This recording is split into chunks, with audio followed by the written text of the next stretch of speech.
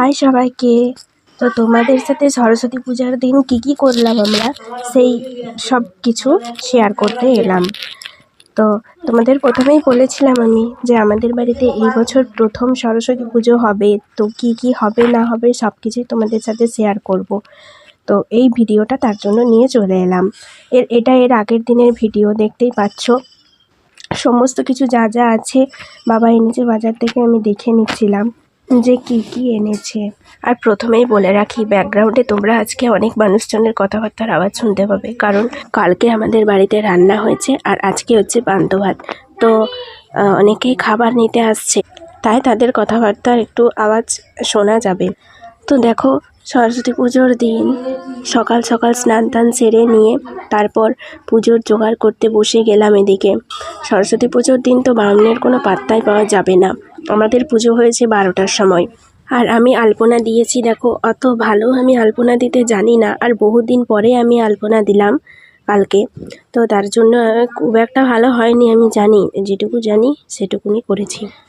সকাল সকাল কালকেও স্নান করেছি, আজকেও স্নান হয়েছে, তার জন্য আমার শরীরটা খুবই খারাপ আর মাঝে মধ্যে জ্বরও আসছে। কিন্তু তা কি করবো, পুজোটা তো করতেই হবে।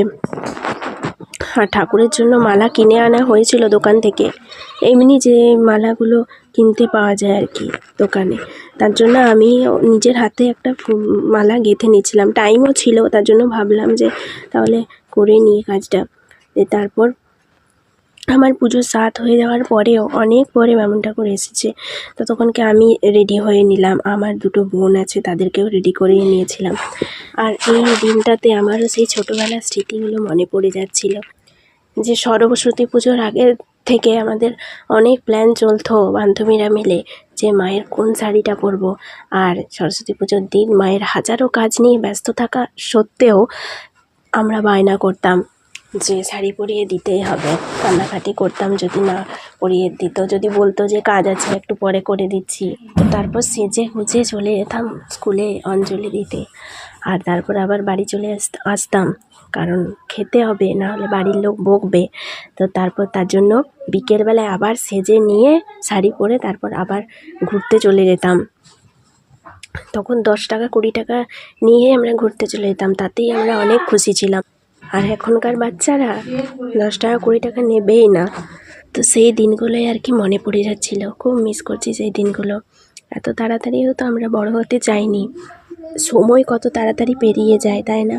আচ্ছা, তোমরা সরস্বতী পুজোর দিন কী করলে সেটা কিন্তু জানিও। আর এই দিনটা খুবই ব্যস্ততার মধ্যে আমার কেটেছে, কারণ আমাদের বাড়িতে রান্না ছিল, আর তারপরেও আবার পুজো ছিল, তাই অনেক কাজ ছিল সেদিন। আর ভিডিওটা আমি তার জন্য তাড়াতাড়ি আনতে পারলাম না, তোমাদের জন্য অনেকটাই লেট হয়ে গেল। কিন্তু কি করব বলো।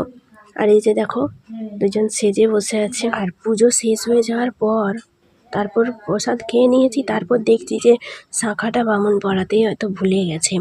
তো তার জন্য আমি পরিয়ে দিলাম। আচ্ছা, আমি পরিয়েছি, তাতে কি কোনো অসুবিধা হবে? আমি কিন্তু জানি না, সবাই বলছিল পরিয়ে দিতে, তাই জন্য আমিও পরিয়ে দিয়েছি। তোমরা কিন্তু জানিও আমাকে যে এটাতে আমার কি কোনো ভুল হলো। আর এটা ছিল তারপরের দিন, মানে আজকেও পুজো হবে, 3 দিন তো পুজো হবে, কালকেও হবে, সেটাও তোমাদের সাথে শেয়ার করব। তো 2 দিনের ভিডিওটা আজকে তোমাদের সাথে শেয়ার করলাম। এটা আজকের ভিডিও। আজকেও সকাল সকাল স্নান করে নিয়ে তারপর পুজোর জোগাড় করতে লেগে গিয়েছিলাম। আর তারপর আমি অনেকক্ষণ ছাদে বসেছিলাম, অনেকক্ষণ পর বামুন ঠাকুর এসছে। তো পুজো কমপ্লিট হয়ে যাওয়ার পর আমি আবার ছাদে বসে বসে প্রসাদ খাচ্ছিলাম। আর এদিকে দেখো, শিল ষষ্ঠীর পুজো হচ্ছে আমাদের বাড়িতে।